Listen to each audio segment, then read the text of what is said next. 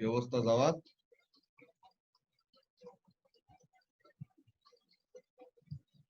ওয়ার্কশিটটা দেখছিলা? আসসালামু আলাইকুম। ওয়ালাইকুম আসসালাম। ওয়ার্কশিটটা করছিলা তুমি? হ্যাঁ ওয়ার্কশিট দেখছি। ওকে, হ্যাঁ ভাই। ঠিক আছে, আমরা শুরু করে দেই। তো এখন আমরা দুইটা কোশ্চেন সলভ করছিলাম সেকেন্ড ওয়ার্কশিটের। ফার্স্ট ওয়ার্কশিট তো পুরাটা আমরা সলভ করছি লাস্ট ক্লাসে। তো এখন এখানের মধ্যে দেখি the circuit diagram shows a battery of negligible internal resistance connected to three resistors. So একটা 5 ওহমের রেজিস্টর যেটা মেইন ব্রাঞ্চের সাথে কানেক্টেড, একটা আর রেজিস্টর আর একটা 30 ওহমের রেজিস্টর, তারা দুজন প্যারালেলে আছে দুইটা ব্রাঞ্চে। এখন বলতেছে calculate the potential difference across the 5 ohm resistor. তো 5 ওহম রেজিস্টরের রেজিস্ট্যান্স হলো 5, তার ভিতর দিয়ে কারেন্ট যাচ্ছে হলো 0.6। তো তাহলে এখানের পটেনশিয়াল ডিফারেন্সটা কত হবে? we know voltage is equal to current into voltage লিখছি বলে, current into resistance। তো তাহলে কারেন্ট হলো 0.6 আর রেজিস্ট্যান্স হলো 0.5। সো এটা করলে পরে কত আসে?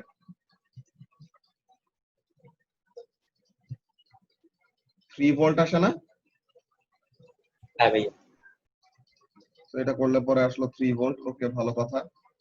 এখন বলতেছে কি যে দা কারেন্ট I2, এই যে এই কারেন্টের ভ্যালুটা কত, যে 30 ওহম রেজিস্টরের ভিতর দিয়ে কত কারেন্ট যাইতেছে এটা বের করতে বলছে। এখন এটা বের করার জন্য ফার্স্টে এটা বল, আমরা তো অলরেডি বের করলাম যে এই 5 ওহম রেজিস্টর 3 ভোল্ট পাইতেছে।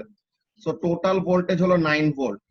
তো মেইন ব্রাঞ্চে 3 ভোল্ট নিয়ে নিতেছে। তো প্যারালেল যারা দুজন আছে তারা কি সেম ভোল্টেজ পাবে না? তো তাহলে কত কত করে হ্যাঁ ভোল্টেজ ভাইয়া। পাবে? ও পাবে 6 ভোল্ট, নিচেরটাও পাবে কত? 6 ভোল্ট। সো তাহলে আমরা তার কি জানি? আমরা তার ভোল্টেজের ভ্যালুটা জানি। সো তাহলে ফার্স্ট এটা লিখে রাখি যে PD across 30 ohm resistor is 6 volts. So তাহলে we know R equals to, sorry আমাদের তো আর চাই না, কারেন্ট চাইছি। সো কারেন্ট ইকুয়ালস টু কি হবে? V by R. So V হলো 6 আর রেজিস্ট্যান্স হলো 30। তো এটা করলে পরে কত আসে? 0.5, তাই না?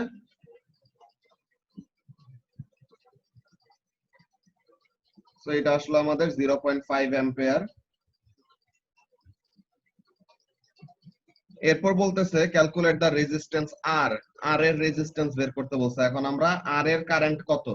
টোটাল হলো 0.6, এইখানে গেছে 0.5, তো তার মানে এইখানে যাবে কত? 0.1। তো তাহলে এখানে 0.1 অ্যাম্পিয়ার গেল। তো তাহলে আমরা জানি R equals to V by I. So তাহলে ও ভোল্টেজ পাইতেছে 6 কিন্তু কারেন্ট পাইতেছে কত? 0.1। সো তাহলে এখানের জন্য আমাদের রেজিস্ট্যান্সের ভ্যালু কত হবে? এখানের জন্য আমাদের রেজিস্ট্যান্সের ভ্যালু হবে 60 ওহম, নাকি? এটা আসে না? হ্যাঁ ভাইয়া 60। তাহলে 60 ওহম। এখন কোশ্চেন নাম্বার 4। কোশ্চেন নাম্বার 4 এ কি বলতেছে? A student carries out an investigation to determine how the resistance of a metal varies with temperature. যে একটা মেটালের রেজিস্ট্যান্স টেম্পারেচারের সাথে কিভাবে ভ্যারি করে। আমরা তো এমনিতে এটা জানি যে টেম্পারেচার বাড়লে রেজিস্ট্যান্স বাড়বে একটা মেটালের জন্য। সো কেন এটা হয় আর কি কি তারা বলতেছে এক্সপেরিমেন্টাল প্রসিডিওর কি, এটা আমরা দেখি। A resistor is made from a coil of wire. So তাহলে একটা কয়েল অফ ওয়্যার কে রেজিস্টর হিসেবে ইউজ করা হচ্ছে। কয়েল অফ ওয়্যার তো মেটাল দিয়ে বানানো না। সো তাহলে ওইটা দিয়ে তারা এখন মেটালের রেজিস্ট্যান্স কিভাবে টেম্পারেচারের সাথে চেঞ্জ হয় এটা দেখবে। ওকে, the resistor is placed in a beaker of hot water as shown in the photograph. তো তাহলে এই যে বিকারটা আছে, বিকারের মধ্যে গরম পানি নিয়ে দেন ওই কয়েল অফ ওয়্যারটা যে রেজিস্টর হিসেবে যেটাকে ইউজ করবে ওইটাকে প্লেস করছে। The resistance is measured for different temperature as the water cools. So তাহলে এই যে পানিটা গরম পানির মধ্যে দিছিল, এখন আস্তে আস্তে পানিটা ঠান্ডা হবে। সো তাহলে ডিফারেন্ট ডিফারেন্ট টেম্পারেচারের জন্য কত রেজিস্ট্যান্সের ভ্যালু আসে ওই রিডিং গুলা নেওয়া হইলো। এখন বলতেছে A1 A Explain 2 precautions the student should take to ensure that the results are accurate. So দুইটা প্রিকশন নিতে হবে যেটা দিয়ে এনশিওর করবে কি যে রেজাল্ট গুলো অ্যাকিউরেট। একটা প্রিকশন কি? একটা প্রিকশন হলো take readings from the thermometer at eye level. Take readings from the thermometer, যে কত টেম্পারেচারে কত আসতেছে এটা দেখার জন্য। Take readings from the thermometer at eye level to avoid parallax error. ঠিক আছে? সো প্যারাল্যাক্স এরর অ্যাভয়েড করার জন্য কি করা লাগবে? আই লেভেলে রিডিং নিতে হবে। আর আরেকটা কাজ কি করা যায় জাওয়াদ?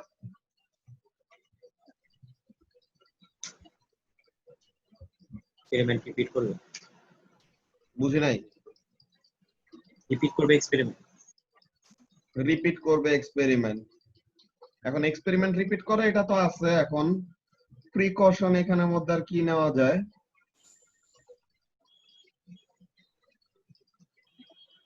এখানের মধ্যে নেওয়া যায় যে take the readings for a range of different temperatures. তো তাহলে যেন অনেকগুলা রিডিং পায়, তো তাহলে যেন কি করতে পারে? অ্যানোমালাস রিডিং গুলা যেন বাদ দিতে পারে। হ্যাঁ, তো তাহলে take readings for range of different temperatures so that a large number of data is collected.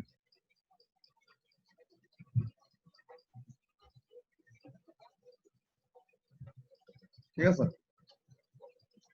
এরপরে বলতেছে কি the student used a thermometer and an ohm meter. Thermometer দিয়ে টেম্পারেচার মাপে, ওহম মিটার দিয়ে রেজিস্ট্যান্স মাপে। বলতেছে state why it would have been better to use a temperature sensor and resistor sensor attached to the data logger. কেন? Because তারা কি করবে না, তারা হিউম্যান রিঅ্যাকশন টাইমের ব্যাপারটা নিবে না। আর থার্মোমিটার আর ওহম মিটার আমাদের ম্যানুয়ালি রিডিং নিতে হইতেছে না, আমরা সাইমালটেনিয়াস রিডিং একসাথে নিতে তো সমস্যা। কিন্তু temperature sensor and resistance sensor তারা তো অটোমেটিক মেশিন, সো তাহলে তারা অটোমেটিক রিডিং দিতে পারবে। সো তাহলে এখানের জন্য আমরা বলতে পারবো কি simultaneous readings can be taken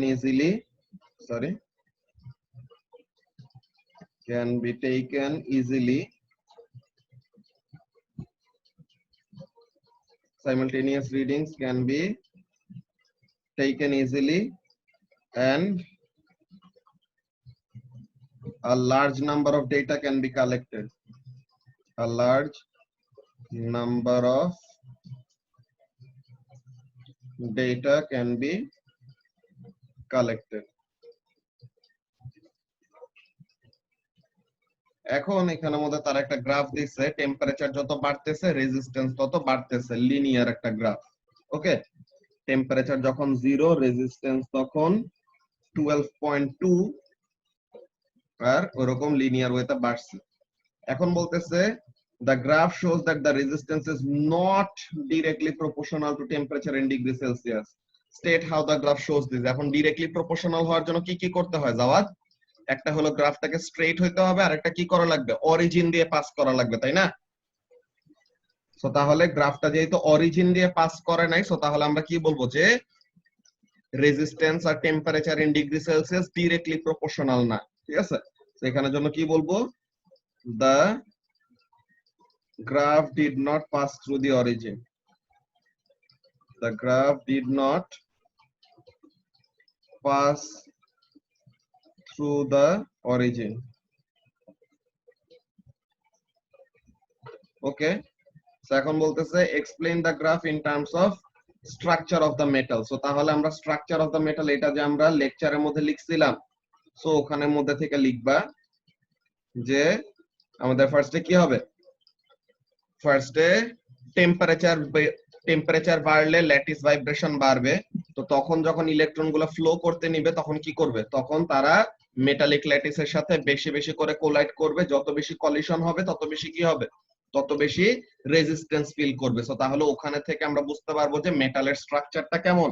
মেটালের স্ট্রাকচারটা হলো যে আমাদের অ্যারে অফ ক্যাটায়ন থাকে আর পজিটিভ আয়ন থাকে, তাদের ভিতর দিয়ে কি করবে, তাদের ভিতর দিয়ে কোন একটা পটেনশিয়াল ডিফারেন্স অ্যাপ্লাই করলে ডিলোকালাইজড ইলেকট্রন বা ফ্রি ইলেকট্রন গুলি মুভ করে আসবে।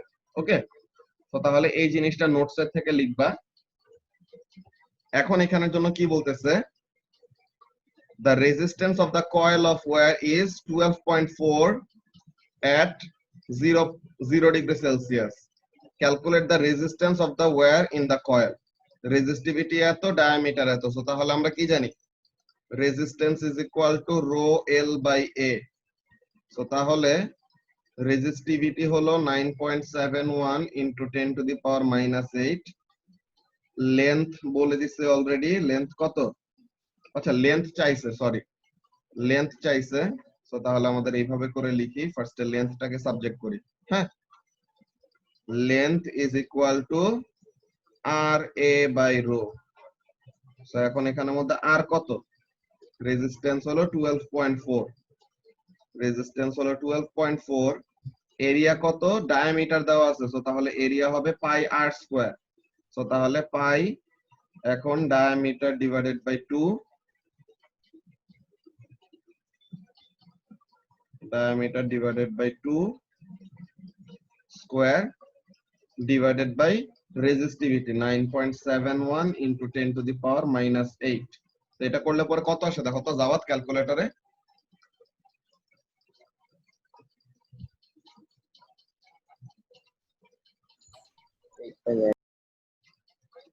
কত আসে,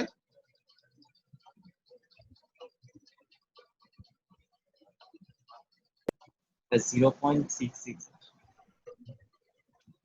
0.66, 0.663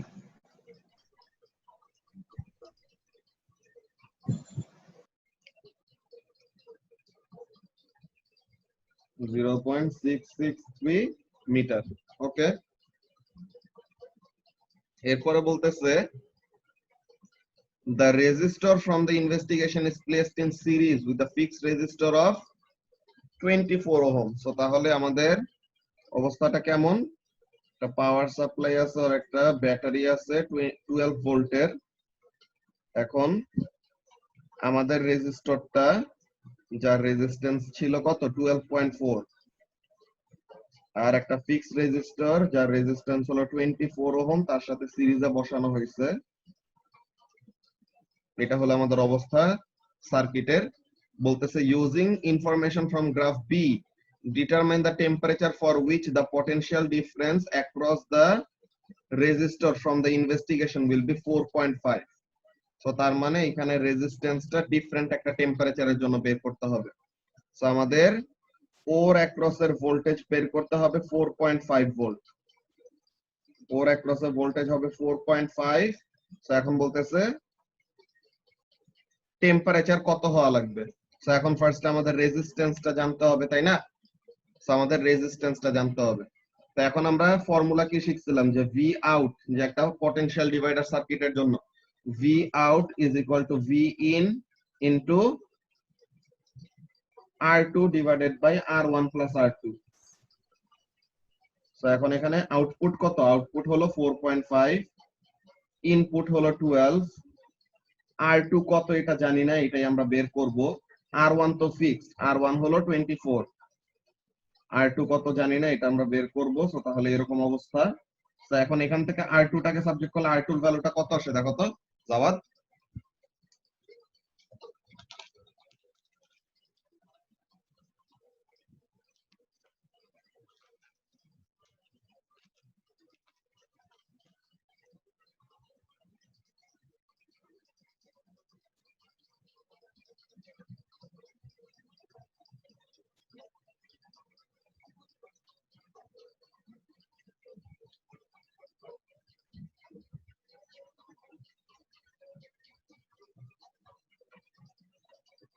জাওয়াদ এই R2 এর ভ্যালু কত আসে, 9 আছে মনে হয়। 9 ওহম। ওকে, তো তাহলে R2 যদি হয় 9, তো তাহলে 9 ওহম রেজিস্ট্যান্সের জন্য 9 আসতেছে, এটা তো একটু বাট আরেকবার একটু দেখে নেবেন। ক্যালকুলেটরে ডিরেক্টলি পুরো এক্সপ্রেশনটা R2 এর জায়গায় x বসায় দেন সলভ ফর x দিয়ে দেখো কি আসে।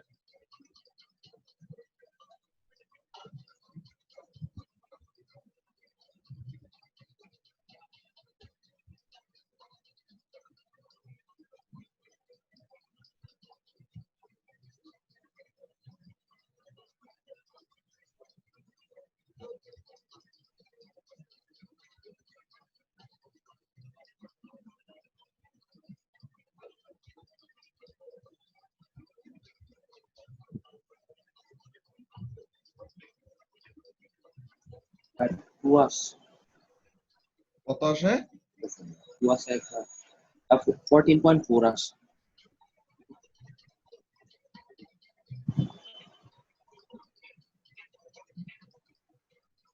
14.4 ওহম, এটা হ্যাঁ ভাই। সো তাহলে রেজিস্ট্যান্স 14.4, রেজিস্ট্যান্স 14.4, এটার জন্য টেম্পারেচার কত আসে? টেম্পারেচার আসে 28। তো তাহলে এখানের জন্য রেজিস্ট্যান্স টেম্পারেচার হবে কত? 28 ডিগ্রি সেলসিয়াস। ওকে, এখন কোশ্চেন নাম্বার 5।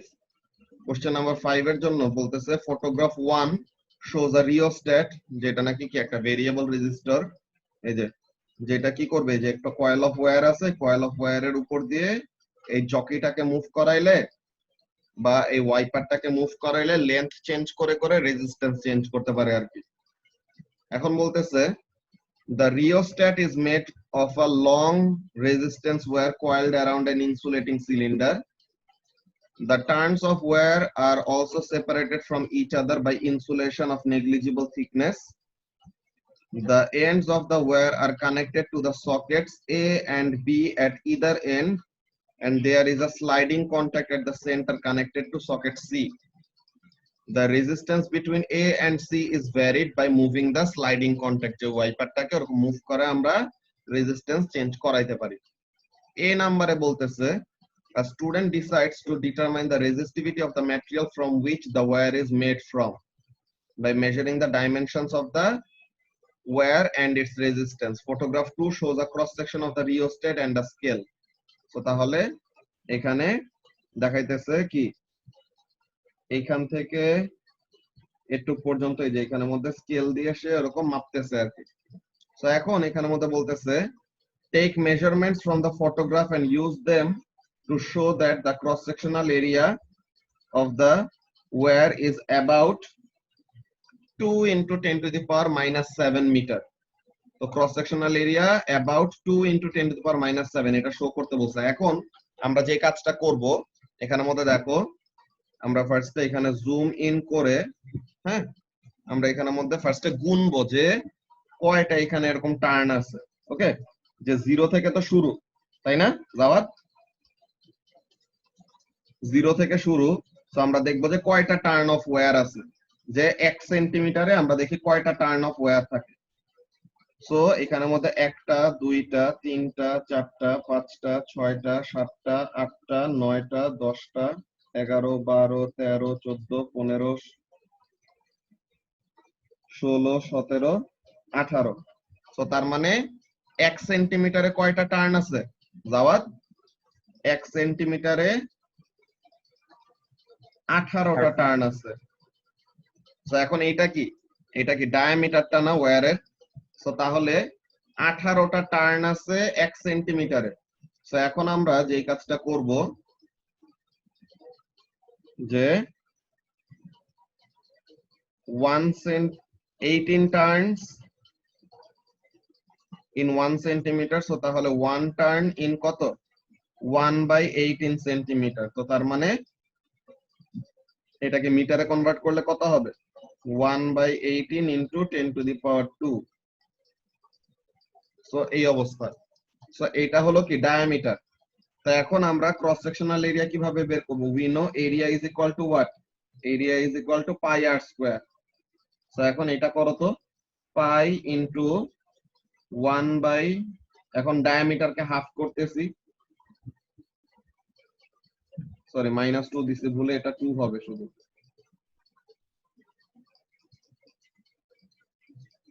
এটা বসাও তো ক্যালকুলেটরে, দেখো তো কত আসে যাওয়ার। 2.42 into 10 to the power minus 7. 2.42 into 10 to the power minus 7।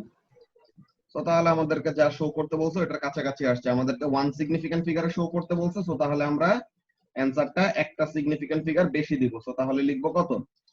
2.4 into 10 to the power minus 7 metre square. Okay, so তাহলে এইটা গেল আমাদের ফার্স্টে ক্রস সেকশনাল এরিয়া বের করা। এখন বলতেছে এখানে ক্যালকুলেট দ্য রেজিস্টিভিটি। সো তাহলে রেজিস্টিভিটির জন্য আমাদের রেজিস্ট্যান্স দিয়ে দিছে, লেন্থ দিয়ে দিছে, একটু আগে তো আমরা এরিয়া বের করছি। সো তাহলে r equals to rho l by a। So তাহলে rho is equal to r a by l, তাই না?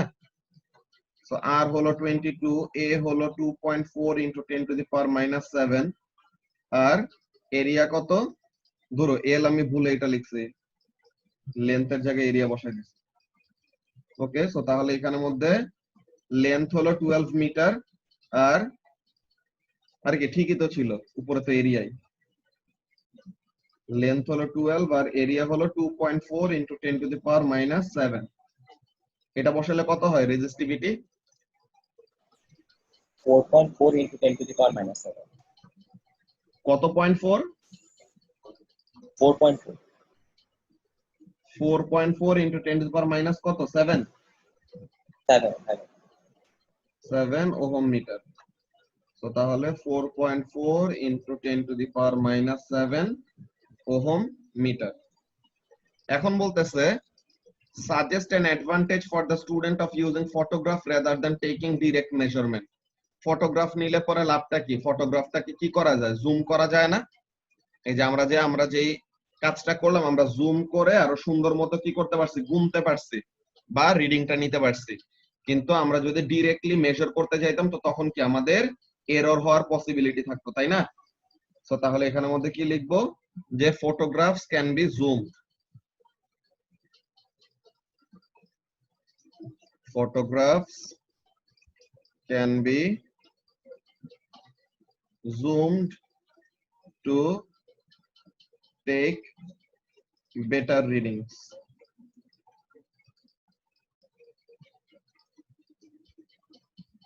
এরপরে বি নম্বরে বলতেছে কি, the coil of the rheostat is 12 কি বলে 10.2 centimeter long. A potential divider কি বলে, a potential difference of 12 volt is applied across AB and the slider C is 7 centimeter from the end of the coil near AC. ABC কোনটা কোথায়? A হলো এখানে, B হলো এখানে, আর C হলো এটা। এখন বলতেছে পুরাটা হলো একটা সার্টেন লেন্থে, আর এখানে থেকে কতটুকু দূরে আছে? 7 সেন্টিমিটার দূরে আছে। তো এখন আমাদের কাছে চাইছে কি? এখন আমাদের কাছে চাইছে যে calculate the potential difference across AC. তো তাহলে এ আর সি এর মধ্যে 7 সেন্টিমিটার সেপারেশন। তো তাহলে আমাদের V out is equal to V in into R2 divided by R1 plus R2। So এখন এখানে তো রেজিস্ট্যান্স আর আমরা ডাইরেক্ট ভ্যালু নিব না, আমরা কিসের ভ্যালু নিব? রেজিস্ট্যান্স আর লেন্থ ডাইরেক্টলি প্রপোর্শনাল না? জাওয়াদ স্টুডেন্ট বুকে তো এমন টাইপের একটা করে আসছে অলরেডি। তো তাহলে এই যে ভি আউটপুটটা বের করব, ইনপুট হলো 12 এন্ড R2 কত? এসি এর যেই লেন্থটা কত? 7 সেন্টিমিটার, আর নিচে হলো তাদের টোটালটা কত? 7 প্লাস 3.2 দ্যাট ইজ 10.2 হবে। সো ওভারঅল কত হয় পটেনশিয়াল ডিফারেন্স?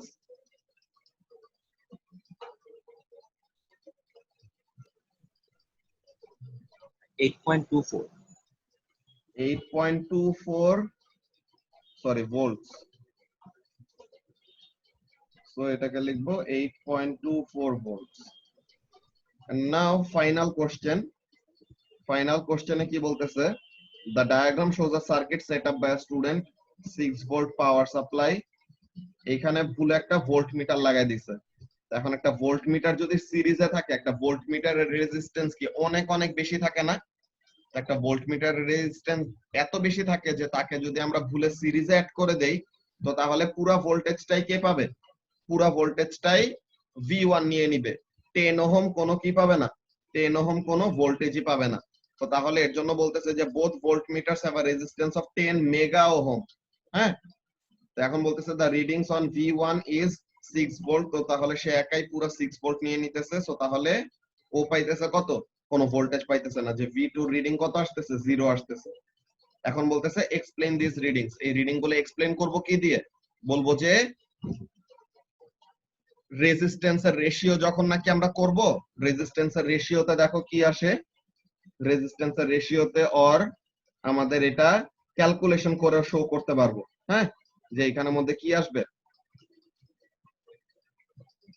R1 যে কম্পোনেন্ট 1 হলো voltmeter 1, R1 is to R2, তাদের রেজিস্ট্যান্সের রেশিও কত? একটা হলো 10 মেগা ওহম আর আরেকটা হলো 10 ওহম। তো তাহলে এই রেজিস্ট্যান্সের রেশিওতে কি R2 বলতে গেলে কি নাই, R2 বলতে গেলে কোনো রেজিস্ট্যান্সই ম্যাটার করবে না, বিকজ R1 এর রেজিস্ট্যান্স এত এত বেশি। তো এর জন্য সেই কি পেয়ে যাবে, ফুল ভোল্টেজটা সে নিয়ে নিবে। ওকে, তো তাহলে এই জিনিসটা আমরা লিখবো। আমরা একটু পরে মার্ক স্কিম গুলা দেখবো আর কি, যে ওয়ার্কশিট গুলা যে সলভ করলাম মার্ক স্কিমের সাথে অ্যান্সার গুলা মিলাই দেখবো। আর এখানের মধ্যে বি নাম্বারে কি বলতেছে, the student replaces the 10 ohm resistor with the resistors of unknown resistance R, the reading on V1 is 4 volts। so তাহলে এখন নতুন রেজিস্টরের রেজিস্ট্যান্স চাইছে। এটার অ্যান্সার কত বের করছো জাওয়াদ? কোনটা ভাই? এই লাস্টের এই নাম্বারটা হ্যাঁ ভাই, এ আর বি করি না ভাই, এই নাম্বার। আচ্ছা ঠিক আছে, সমস্যা নেই, এটা আমরা ক্যালকুলেশন করে দেখবো। তো তাহলে এটা আমাদের ফিজিক্স এন্ড ম্যাথস টিউটরের মধ্যে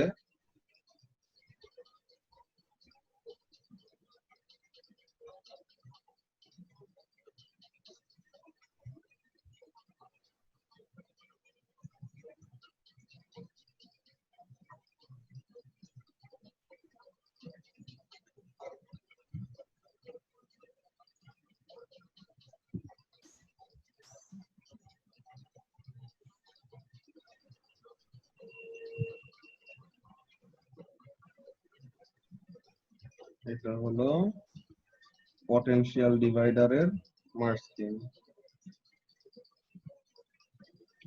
ওকে, ফার্স্ট এর কোশ্চেন তো ভুলে মোশনের কোশ্চেন আসছিল। আচ্ছা, এটাকে প্রথমে পিডিএফ এক্সপার্টে নিয়ে নিই।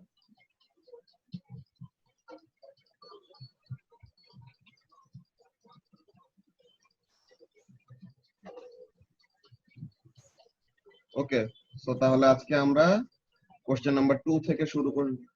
কোশ্চেন নাম্বার কত থেকে শুরু করছি, এই যে এখানে থেকে, যে প্রিকশন গুলি কি নেওয়া যায়, যে ensure that the thermometer and coil are the same part of the beaker. তো তাহলে যেন আমাদের টেম্পারেচার ডিফারেন্সের জন্য কোনো সমস্যা না হয়।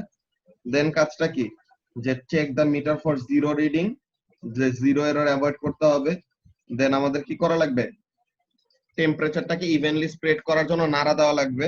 এরপর আমরা যেটা লিখছি যে কি, read the thermometer at I level to avoid parallax error.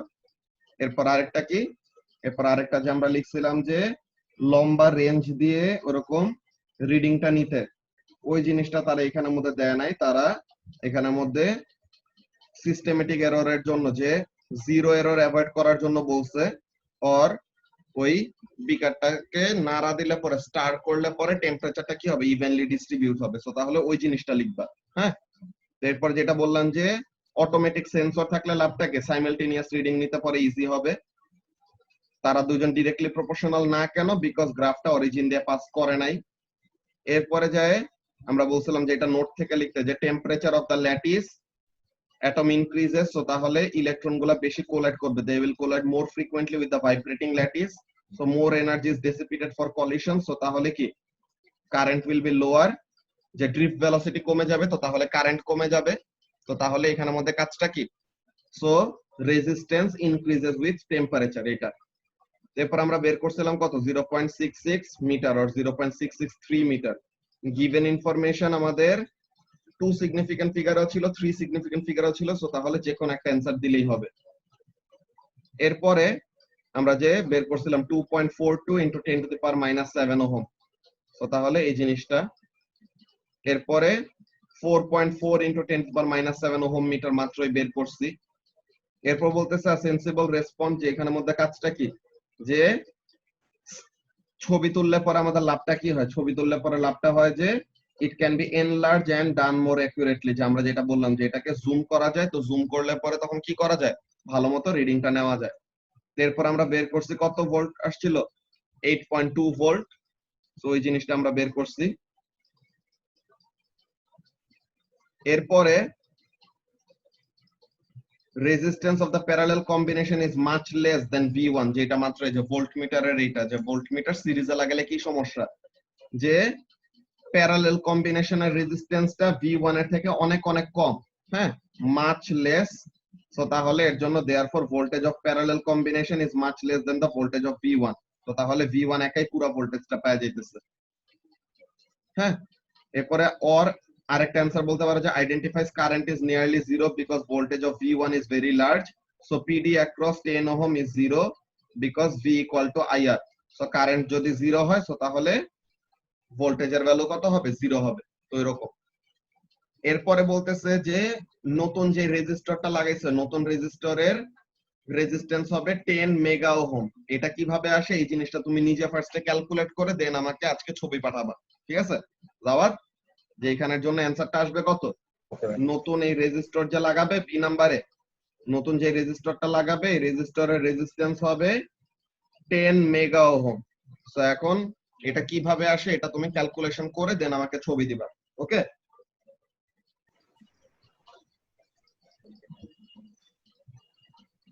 তো এখন আমরা নেক্সট ক্লাসে আমরা শুরু করব ইএমএফ এন্ড ইন্টারনাল রেজিস্ট্যান্স। এই জিনিসটা আমাদের পড়া হয়ে গেলে we will be done with electricity, আমাদের ইলেকট্রিসিটি শেষ হয়ে যাবে, আমরা ঈদের পরে পরে ওয়েভস শুরু করব, ঠিক আছে, যে অগাস্ট এন্ড সেপ্টেম্বর মান্থের মধ্যে আমরা এরকম ওয়েভসটা শেষ করব, দেন অক্টোবরের শুরুর দিকে আমাদের নেচার অফ লাইট যে কোয়ান্টাম ফিজিক্সটা শেষ হয়ে যাবে, দেন আমরা কোশ্চেন পেপার করব এন্ড মক নিব আর কি, বুঝতে পারছো জাওয়াদ? হ্যাঁ ভাইয়া, ওকে, সো তাহলে এখন আজকে আমাদের ক্লাস এখানে শেষ, ওকে।